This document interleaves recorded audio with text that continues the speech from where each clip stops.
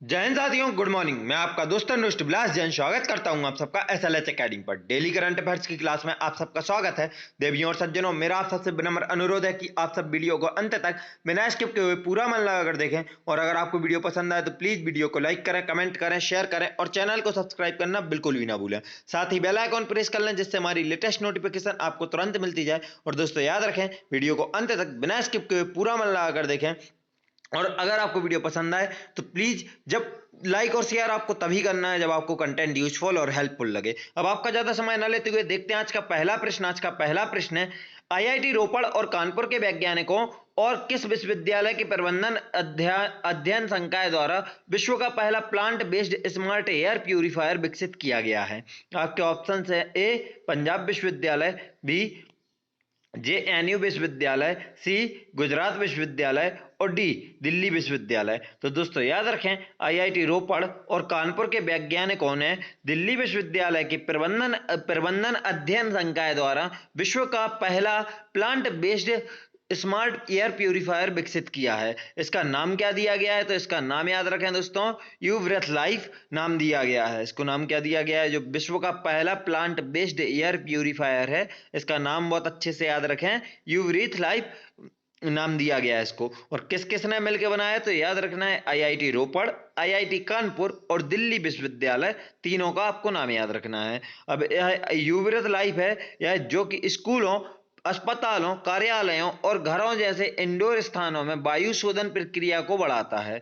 इस उत्पाद को अर्बन एयर लेबोरेटरी द्वारा विकसित किया जा रहा है, जो आईआईटी रोपड़ की एक स्टार्टअप कंपनी है। तो दोस्तों याद रखें, इसका मतलब प्रोडक्शन किसके द्वारा किया जा रहा है? तो अर्बन एयर लेबोरेटरी द्वारा किया जा रहा है। अब नजर डालेंगे हम दिल्ली विश्वविद्यालय की तरफ। तो दिल्ली विश्वविद्यालय की स्थापना अगर देखें तो 1922 में इसकी स्थापना हुई थी। इसके वर्तमान में कुलपति प्रोफेसर योगेश त्यागी हैं और यह एक केंद्रीय विश्वविद्यालय है जो कि राजधानी में स्थित है। तो इसकी एक खासियत है दोस्तों, याद रखना है कि इसका जो कुलाधिपति होता है वह भारत का उपराष्ट्रपति होता है, मतलब वर्तमान में माननीय वेंकैया नायडू। और प्रतिकुलाधिपति कौन होता है? तो भारत के मुख्य न्यायाधीश, मतलब माननीय एनवी रमना। याद रखना है दोस्तों दोनों आपको यह चीजें कि यह एक ऐसा विश्वविद्यालय है जिसके कुलाधिपति कौन? तो भारत के उपराष्ट्रपति। और प्रतिकुलाधिपति कौन? तो भारत के मुख्य न्यायाधीश होते हैं। और स्थापना कब हुई है दिल्ली की? तो यह दिल्ली विश्वविद्यालय की तो स्थापना 1922 में हुई है और कुलपति वर्तमान में प्रोफेसर योगेश त्यागी हैं। देखते हैं आज का अगला प्रश्न। आज का अगला प्रश्न है, केंद्रीय प्रत्यक्ष कर बोर्ड सीबीडीटी का नया चेयरमैन किसे नियुक्त किया गया है? आपके ऑप्शन है ए जेबी महापात्रा, बी राहुल सचदेवा, सी अनिल कुमार और डी मोहन अग्रवाल। तो दोस्तों याद रखें, केंद्रीय प्रत्यक्ष कर बोर्ड का नया चेयरमैन जेबी महापात्रा को नियुक्त किया गया है। भारतीय राजस्व सेवा आईआरएस के वरिष्ठ अधिकारी जेबी महापात्रा को केंद्रीय प्रत्यक्ष कर बोर्ड सीबीडीटी का चेयरमैन नियुक्त किया गया है। जेबी महापात्रा 1985 बैच के आईआरएस अधिकारी हैं। इससे पहले यह केंद्र सरकार की ओर से गठित इनकम टैक्स कमेटी में भी रह चुके हैं। इससे पहले महापात्रा ने आंध्र प्रदेश और तेलंगाना क्षेत्र के लिए प्रधान मुख्य आयकर आयुक्त के रूप में भी कार्य किया है। तो दोस्तों याद रखें कि इन्होंने इनकम टैक्स कमेटी में भी वर्क किया है और आंध्र प्रदेश और तेलंगाना क्षेत्र में अपना मुख्य आयकर आयुक्त के रूप में भी काम किया है। नजर डालें अगर केंद्रीय प्रत्यक्ष कर बोर्ड की तरफ, तो केंद्रीय प्रत्यक्ष कर बोर्ड की स्थापना कब हुई है? 1924 में। और इसका मुख्यालय कहाँ है? नई दिल्ली में। दोस्तों याद रखें, कंफ्यूज नहीं होना है। पहली बार हमने क्या देखा? दिल्ली यूनिवर्सिटी को। तो दिल्ली विश्वविद्यालय है जो, यह इसकी स्थापना 1922 में। और अभी हमने देखा केंद्रीय प्रत्यक्ष कर बोर्ड की, तो इसकी स्थापना कब हुई है? 1924 में। आप अलग अलग दोनों को याद रखें।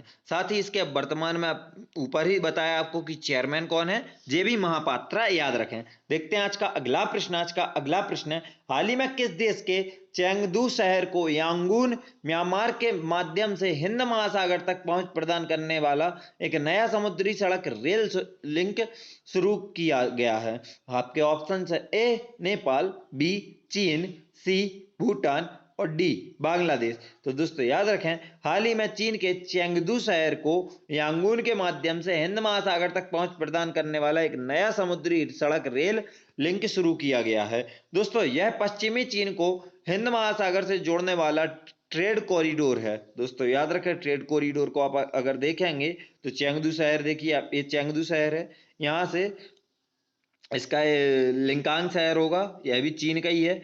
यह चीन है, यहाँ से आप देखिए चीन की सीमा यहाँ से आप देख पा रहे होंगे।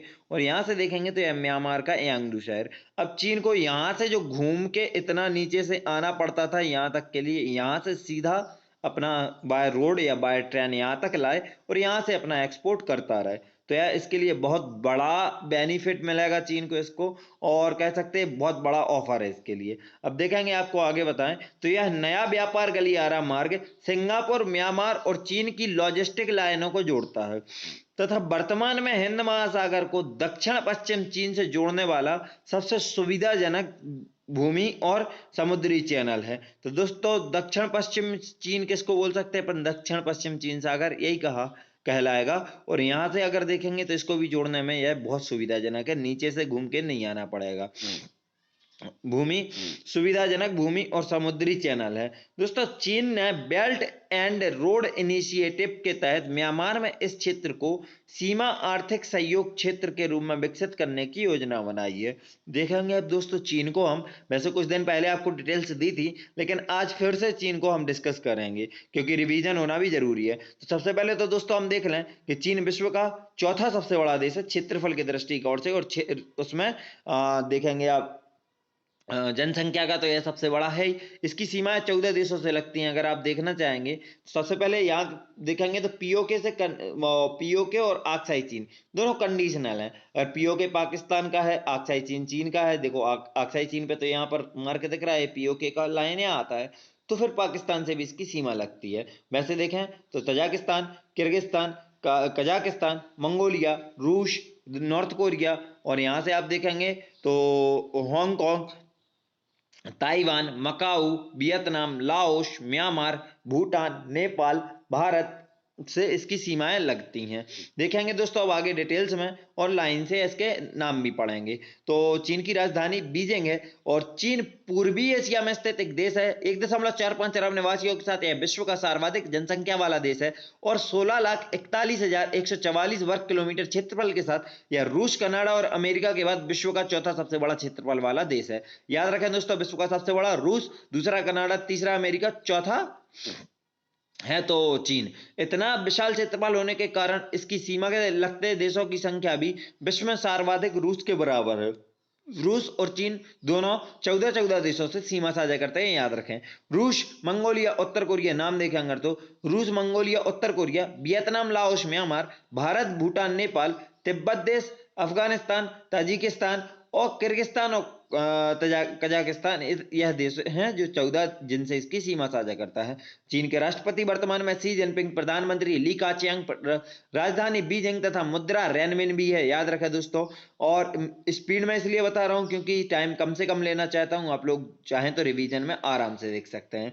यह विश्व का सबसे बड़ा निर्यातक और दूसरा सबसे बड़ा आयातक है, याद रखें दोस्तों, सबसे बड़ा निर्यातक तथा दूसरा सबसे बड़ा आयातक है। यह विश्व में गेहूं, चावल, कपास, चाय, तंबाकू, लोहा, मूंगफली और सोने का सबसे बड़ा उत्पादक देश है। दोस्तों इनके अलावा भी बहुत सी चीजें ऐसी हैं जिनके उत्पादन में चीन प्रथम रखता है, लेकिन यह मुख्य जो पूछी जाती हैं खाद्य पदार्थों से रिलेटेड डेली यूज की हैं, तो इसलिए इनका पूछा जाता है, तो आप इनको याद रखें। गेहूं, चावल, कपास, चाय, तंबाकू, लोहा, मूंगफली और सोने का सबसे बड़ा उत्पादक देश है। तकलामाकन का जो कि एक शीत मरुस्थल है, यह कहाँ है तो चीन में स्थित है। चीन विश्व की दूसरी सबसे बड़ी अर्थव्यवस्था है तथा भारत और चीन के बीच हैंड इन हैंड नाम से संयुक्त सैन्याभ्यास आयोजित किया जाता है।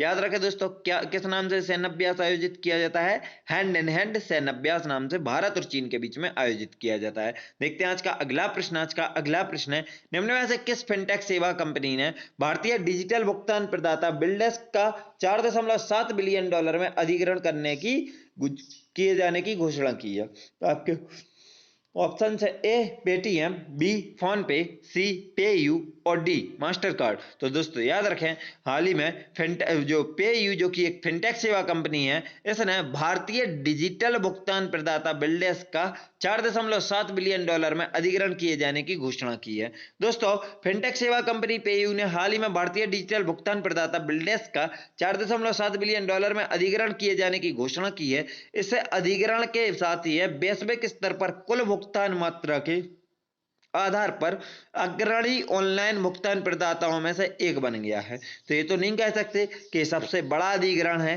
वो भुगतान के मामले में, लेकिन हाँ बड़ों सबसे बड़ों में से एक है। अब पेयू इंडिया और बिल डेस्क भारत में डिजिटल उपभोक्ताओं, व्यापारियों और सरकारी उद्यमों की बदलती भुगतान जरूरतों को पूरा करने में सक्षम होंगे। नजर डालें पेयू की तरफ दोस्तों, तो पेयू के वर्तमान में सीईओ सोरेन लेमोउल तथा स्थापना 2006 में हुई थी। याद रखें दोस्तों, कहाँ हुई स्थापना? 2006 में हुई। और वर्तमान में सीईओ कौन है? लॉरेंट ले मोइल। देखते हो दोस्तों आज का अगला प्रश्न। आज का अगला प्रश्न है, निम्न में से कौन सा आईआईटी संस्थान और इलेक्ट्रॉनिक कचरे से निपटने के लिए ई सोर्स नाम का ऑनलाइन प्लेटफॉर्म विकसित कर रहा है? आपके ऑप्शन है A IIT Mumbai, B IIT Delhi, C IIT Kharagpur और डी आईआईटी मद्रास। तो दोस्तों याद रखें, आईआईटी मद्रास इलेक्ट्रॉनिक कचरे से निपटने के लिए ई सोर्स नाम का ऑनलाइन प्लेटफॉर्म विकसित कर रहा है। दोस्तों यह ई सोर्स अपशिष्ट विद्युत का और इलेक्ट्रॉनिक उपकरण के लिए ऑनलाइन मार्केट प्लेस के रूप में कार्य करने के लिए एक एक्सचेंज प्लेटफॉर्म के रूप में कार्य करेगा। दुनिया में सालाना 53.6 मिलियन टन ई कचरा उत्पन्न होता है। यह राशि अगले 16 वर्षों में दोगुनी होने की उम्मीद है। ई कचरा से मतलब क्या होता है दोस्तों? हमारे कोई भी पुराने इलेक्ट्रॉनिक आइटम होते हैं, मोबाइल है, लैपटॉप है, टीवी वगैरह, तो यह सब हम खराब हो जाने पर इनको फेंक देते हैं। इनका कोई रिसाइकलिंग में यूज नहीं होता है, कुछ नहीं होता है। और यह कभी भी आपको बता दूं तो डाइजेस्ट नहीं होते हैं, मतलब इनको अगर बोला जाए तो ये कभी खत्म नहीं होते हैं ऐसे। तो इनको रिसाइकिल करना ही सबसे बेस्ट रहता है। और इसी सब के लिए यह ई सोर्स नामक एक विद्युत अपशिष्ट और इलेक्ट्रॉनिक उपकरणों के लिए ऑनलाइन मार्केट प्लेस के रूप में विकसित किया गया है आईआईटी मद्रास द्वारा। तो 16 वर्षों में इसको दोगुना होने की गुंजाइश है। तो इसी के चलते यह सब बहुत ज्यादा जरूरी है। इसने 2019-20 के बीच में 38% अधिक ई कचरा उत्पन्न किया है। दोस्तों अब पहले हम देखेंगे कि भारत दुनिया का तीसरा सबसे बड़ा ई कचरा उत्पादक है। तो दोस्तों याद रखें, भारत दुनिया का सबसे बड़ा तीसरा सबसे बड़ा कचरा उत्पादक है। और साथ में मात्र एक साल में 2019 से 20 के सेशन में भारत ने 38% की अधिक वृद्धि की है। मतलब अगर पिछले साल भारत 100 मिलियन टन कचरा उत्पन्न करता था मानने के लिए, तो इस साल 138 मिलियन, इतना सीधा बढ़ा है। तो इस सब के लिए इसको कहीं ना कहीं डाइजेस्ट करवाना जरूरी है, इसको रिसाइकिल करवाना जरूरी है, और इसी सब के लिए यह आगे बहुत काम आएगा। नजर डालें आईआईटी मद्रास की तरफ, तो आईआईटी मद्रास चेन्नई में स्थित है। इसकी स्थापना 1959 में हुई थी। किसकी मदद से हुई है? तो याद रखें, पश्चिमी जर्मनी की पूर्वी सरकार की वित्तीय और तकनीकी सहायता से हुई है। तो दोस्तों याद रखें, पश्चिमी जर्मनी की सहयोग से इसकी स्थापना हुई है। और आईआईटी मद्रास भारत सरकार द्वारा स्थापित किया जाने वाला तीसरा आईआईटी था। याद रखें दोस्तों, भारत सरकार द्वारा स्थापित किया जाने वाला तीसरा आईआईटी मद्रास था।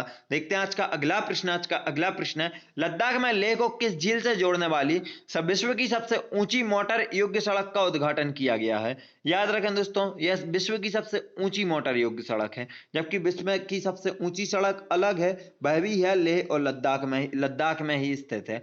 आपके पहले झील का नाम बताया, तो आपके ऑप्शन है ए डल झील, बी पेंगोंग झील, सी पुलिकट झील और डी कोलेरू झील। तो दोस्तों याद रखें, लद्दाख में लेह को पेंगोंग झील से जोड़ने वाली विश्व की सबसे ऊंची मोटर योग्य सड़क का उद्घाटन किया गया है। लद्दाख में सांसद जम्यांग त्शेरिंग नामग्याल ने हाल ही में लेह की पेंगोंग झील से जोड़ने वाली विश्व की सबसे ऊंची मोटर योग्य सड़क का उद्घाटन किया है। 18,600 फीट की ऊंचाई पर केला दर्रा के पास केला दर्रा से गुजरने वाला सड़क का यह हिस्सा विश्व का सबसे ऊंचा मोटर मार्ग है।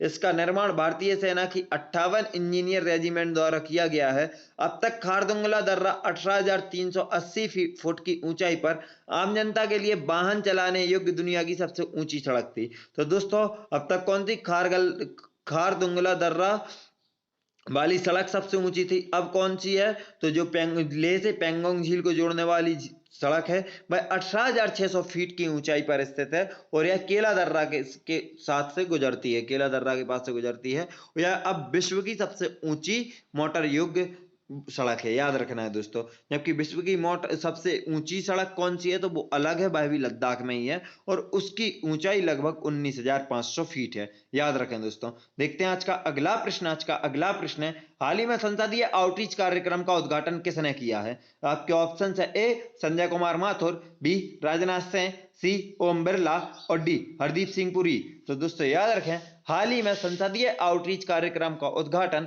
लोकसभा अध्यक्ष ओम बिरला ने किया है। दोस्तों लोकसभा अध्यक्ष ओम बिरला ने जम्मू और कश्मीर में पंचायती राज संस्थानों को सशक्त बनाने के लिए संसदीय आउटरीच कार्यक्रम का उद्घाटन किया। श्रीनगर में शेर ए कश्मीर इंटरनेशनल कन्वेंशन सेंटर में इस कार्यक्रम का उद्घाटन किया गया। इस कार्यक्रम के तहत अधिकार प्राप्त पंचायतें लोकतंत्र को मजबूत बनाने और लोगों का विश्वास बढ़ाने में मदद करेंगी। दोस्तों अब हम इस कार्यक्रम के संस्करण देखेंगे तो यह ऐसा नहीं था कि पहली बार संसदीय आउटरीच कार्यक्रम किया गया, इसके 4 संस्करण और हो चुके हैं, मतलब ये चौथा संस्करण था। तो पहले संस्करण से लेकर अभी तक के बारे में थोड़ा थोड़ा शॉर्ट इन्फॉर्मेशन देखते हैं हम। तो पहला संस्करण संसदीय आउटरीच का कब हुआ, तो उत्तराखंड के देहरादून में 8 जनवरी 2021 को पहली बार आउटरीच कार्यक्रम आयोजित किया गया था, जिसमें 445 पंचायत प्रतिनिधियों ने भौतिक रूप से भाग लिया, जबकि 40,000 पंचायत प्रतिनिधियों और अधिकारियों को वेबलिंक के माध्यम से ऑनलाइन जोड़ा गया। तो दोस्तों याद रखें, पहला कहां हुआ, उत्तराखंड के देहरादून में 8 जनवरी 2021 को। दूसरा संस्करण यह मेघालय और अन्य पूर्वोत्तर राज्यों के लिए फरवरी 2021 में शिलांग में आयोजित किया गया था। पूर्वोत्तर राज्यों के स्थानीय निकायों के लगभग 115 सदस्य इसमें शामिल हुए।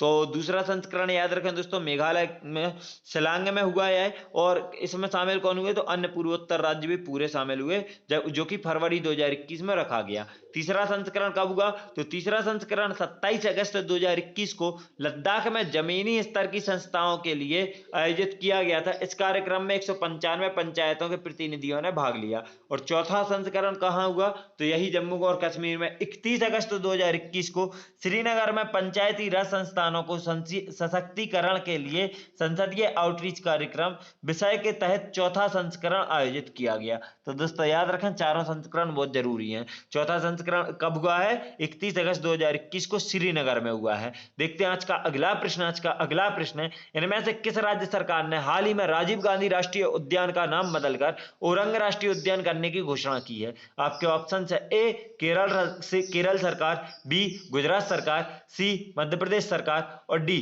असम सरकार। तो दोस्तों याद रखें, हाल ही में असम राज्य सरकार ने राजीव गांधी राष्ट्रीय उद्यान का नाम बदलकर ओरंग राष्ट्रीय उद्यान करने की घोषणा की है। दोस्तों जैसे हम पता है कि राजीव गांधी ओरंग राष्ट्रीय उद्यान बोला जाता था, एक राष्ट्रीय उद्यान था, तो उसको अब ओनली ओरंग राष्ट्रीय उद्यान बोला जाएगा। असम सरकार ने हाल ही में राजीव गांधी राष्ट्रीय उद्यान का नाम बदलकर ओरंग राष्ट्रीय उद्यान करने की घोषणा की है।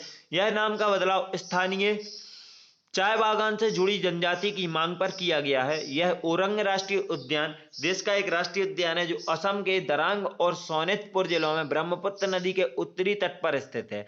ओरंग राष्ट्रीय उद्यान को 1985 में वन्यजीव अभ्यारण्य मतलब वाइल्ड लाइफ सेंचुरी का नाम दिया गया और 1999 में इसे राष्ट्रीय उद्यान का घोषित किया गया। तो यह याद रखना दोस्तों बहुत जरूरी है कि 1985 में वन्यजीव अभ्यारण्य और 1999 में राष्ट्रीय उद्यान मतलब नेशनल पार्क का वो दिया गया। दोस्तों आप यहाँ अंदर वाले नाम पर अगर नजर डालेंगे यहाँ पर तो आपको दिखेगा राजीव गांधी ओरंग राष्ट्रीय उद्यान इस गेट पर लिखा हुआ है, जिसको अब क्या कर दिया गया है, ओनली ओरंग राष्ट्रीय उद्यान। और बाहर आपको लिखा दिख रहा होगा बाहर अकेले गेट पर कि ओरंग टाइगर रिजर्व आसाम। अब नजर डालेंगे दोस्तों असम की तरफ, तो जैसे हम देख सकते हैं पूर्वोत्तर का में स्थित सबसे बड़ा राज्य पूर्वोत्तर का है और इसकी अगर सीमाएं देखें तो अरुणाचल प्रदेश, नागालैंड, यहाँ से देखना चालू करेंगे दोस्तों तो अरुणाचल प्रदेश से यहाँ तक सीमा, यहाँ नागालैंड से, यह मणिपुर से। यहाँ नीचे आएंगे अगर आप तो यहाँ पर आपको देखने मिलेगा मिजोरम और त्रिपुरा से इसकी सीमा देखने को मिलेगी।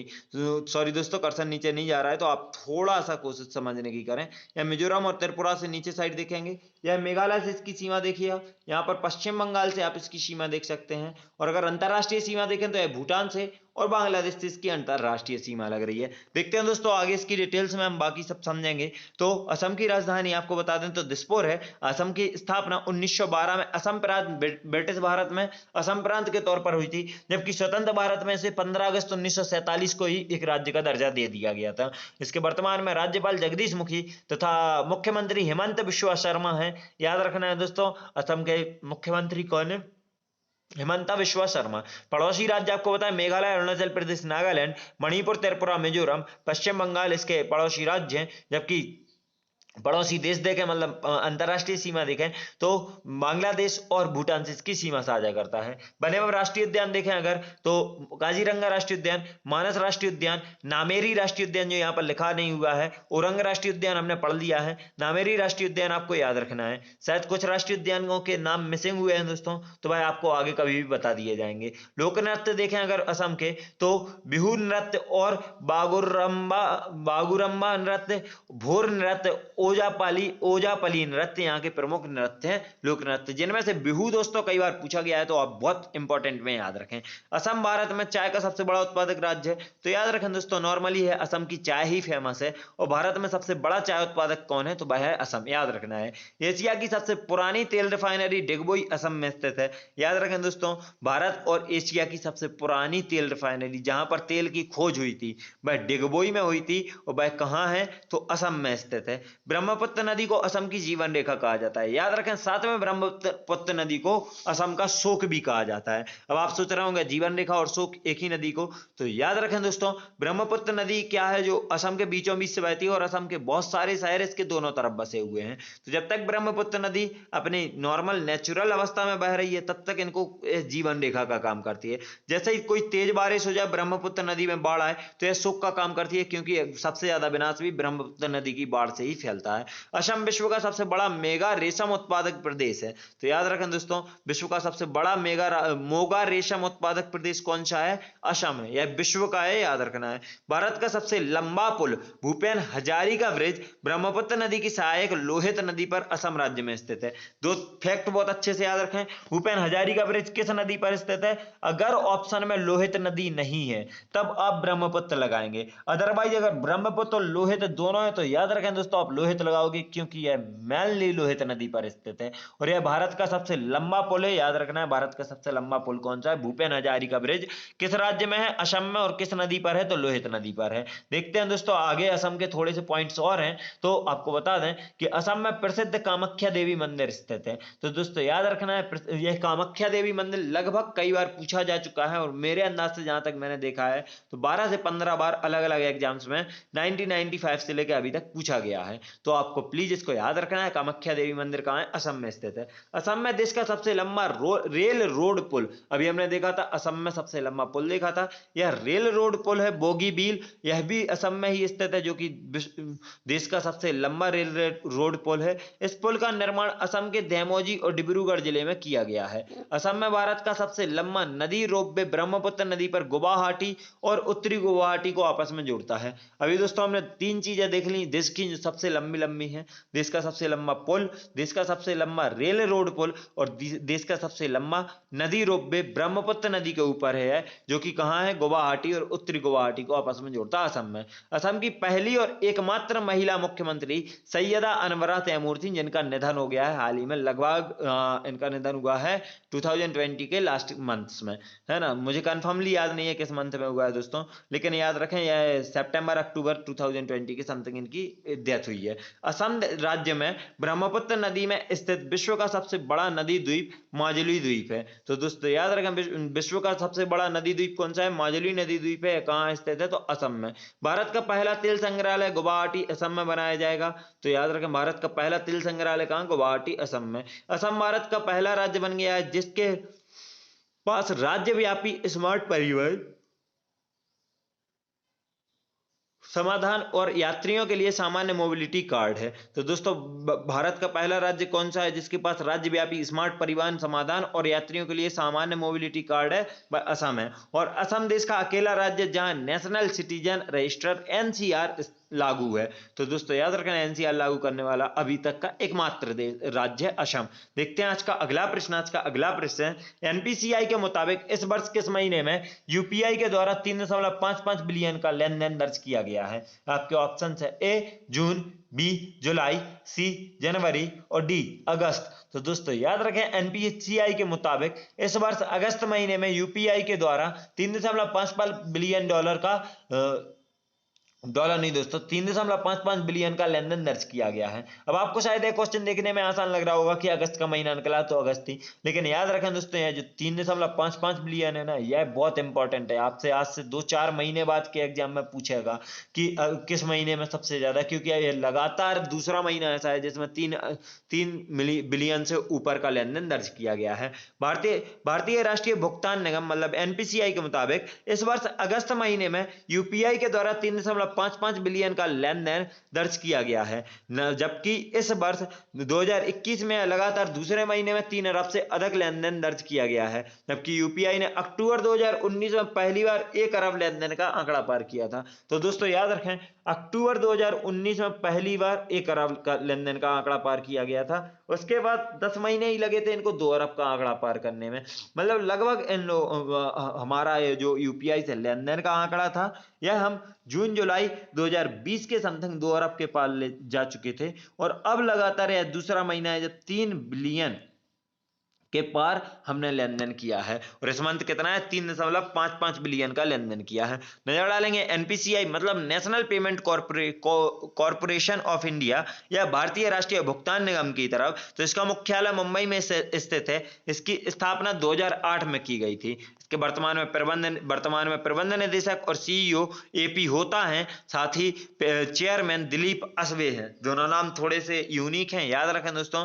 प्रबंध निदेशक और सीईओ एपी होता तथा चेयरमैन दिलीप असवे हैं। मुख्यालय मुंबई में स्थित है तथा स्थापना 2008 में हुई थी। देखते हैं आज का आखिरी प्रश्न है, किस देश ने टेक कंपनियों को वैकल्पिक भुगतान प्रणाली की पेशकश करने के लिए बाध्य करने के लिए दुनिया का पहला कानून पारित किया है? तो दोस्तों याद रखें, यह मोस्ट इंपोर्टेंट है, क्योंकि दुनिया का पहली बार किसी देश ने ऐसा कोई कानून पारित किया है जिसके तहत टेक कंपनियों को वैकल्पिक भुगतान प्रणाली की पेशकश रखने की बाध्यता रहेगी। आपके ऑप्शन है ए उत्तर कोरिया, बी अमेरिका, सी दक्षिण कोरिया, डी भारत। तो दोस्तों याद रखें, उत्तर कोरिया इसलिए नहीं हो सकता क्योंकि वहां पर किसी भी टेक कंपनियों को अलाउड ही नहीं किया गया है। अब आगे हम देखें, ऑप्शन से बचते हैं 3, अमेरिका, दक्षिण कोरिया और भारत। तो भारत में इतने कठिन कानून लाए नहीं जाते हैं। अमेरिका और दक्षिण कोरिया में से आपका सही आंसर है दक्षिण कोरिया। तो दोस्तों याद रखें, दक्षिण कोरिया देश ने टेक इंडिया की वैकल्पिक भुगतान प्रणाली की पेशकश करने के लिए बाध्य करने के लिए दुनिया का पहला कानून पारित किया है। दोस्तों दक्षिण कोरियाई सांसदों ने गूगल और एप्पल जैसी कंपनियों को अपने ऐप स्टोर पर वैकल्पिक भुगतान प्रणाली की पेशकश करने के लिए मजबूर करने के लिए दुनिया का पहला कानून पारित किया है। तो दोस्तों याद रखें, इन्हें अपने अपने ऐप स्टोर पर वैकल्पिक पेमेंट प्रणाली रखनी ही होगी। नजर डालें दक्षिण कोरिया की तरफ, तो इसको ज्यादा डिटेल्स में नहीं देखेंगे, बस थोड़ा सा शॉर्ट में एक ही पॉइंट बताऊंगा दोस्तों, कभी फिर दोबारा मैं बता दूंगा। तो दक्षिण कोरिया की राजधानी सियोल है। इसके राष्ट्रपति वर्तमान में मून जे इन तथा मुद्रा दक्षिण कोरियाई वॉन है। दोस्तों ये याद रखें, यह कोरिया युद्ध झेलने के बाद भी दक्षिण कोरिया एक विकसित अर्थव्यवस्था है और यह यहाँ का जो मानव विकास सूचकांक है वह भी काफी उच्च है। आपको बता दें यहाँ से जुड़ा हुआ एक तथ्य, तो आप देखेंगे दक्षिण कोरिया और उत्तर कोरिया के मध्य में जो सीमा रेखा है ना, प्राकृतिक सीमा रेखा बोलते हैं जिससे, यह 38 डिग्री समानांतर रेखा या 38 डिग्री अक्षांश रेखा है जो दक्षिण कोरिया और उत्तर कोरिया के बीच में सीमा बनाती है। दोस्तों यह विश्व की सबसे अशांत सीमा रेखा का इसको दर्जा प्राप्त है, याद रखना है। और क्वेश्चन यही पूछा जाता है कि विश्व की सबसे अशांत सीमा रेखा कौन सी है, और ऑप्शन में आपको दिया होता है 38 डिग्री समानांतर रेखा यहाँ की दे देते हैं, तो 49 डिग्री समानांतर रेखा अमेरिका और कनाडा के बीच की दे देते हैं। ऐसे ही बहुत सारे ऑप्शन दे दिए जाते हैं। वीडियो हमारी यहीं समाप्त होती है। वीडियो को अंत तक देखने के लिए आप सभी का धन्यवाद। अगर आप सबको वीडियो पसंद आई है तो प्लीज वीडियो को लाइक करें, कमेंट करें, शेयर करें और चैनल को सब्सक्राइब करना बिल्कुल ही ना भूलें। साथ ही बेल आइकॉन प्रेस कर लें जिससे हमारी लेटेस्ट नोटिफिकेशन आपको तुरंत मिलती जाए। दोस्तों अगर आप सबको वीडियो पसंद आई है तो प्लीज वीडियो को ज्यादा से ज्यादा शेयर करना, जितना ज्यादा हो सके वीडियो को फैला देना। वीडियो को अंत तक देखने के लिए आप सभी का धन्यवाद। अगर आप हम सबसे social media like Facebook, Instagram, Telegram पर जुड़ना चाहते हैं तो आप हमें डिस्क्रिप्शन बॉक्स से लिंक द्वारा आप हमें फॉलो कर सकते हैं, और अगर आपको इस क्लास की पीडीएफ चाहिए तो आप हमारे टेलीग्राम चैनल SLH अकेडमी को ज्वाइन कर सकते हैं। वीडियो को अंत तक देखने के लिए एक बार फिर से धन्यवाद। जय हिंद, जय भारत, आपका दिन मंगलमय हो।